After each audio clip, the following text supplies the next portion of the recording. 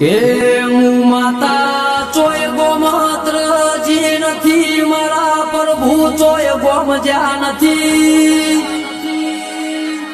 આ તો તમે મોનવી બદલાઈ જાન કર કાળા કળિયુગ મો સતયુગ બતાવું એની એ માતા શું ભાઈ.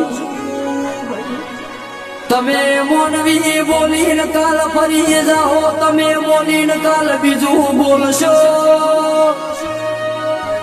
હું માતા પણ અનવેળા લઈને બોલું એટલા તો બાપત્ર નાના વકડથી લખી દઉં છું ભાઈ. એ આ કાળા કળિયુગમાં તમે મારા દેવના થઈ જાઓ તો તમારા બીજા ચોય જવાની જરૂર નથી પાવા.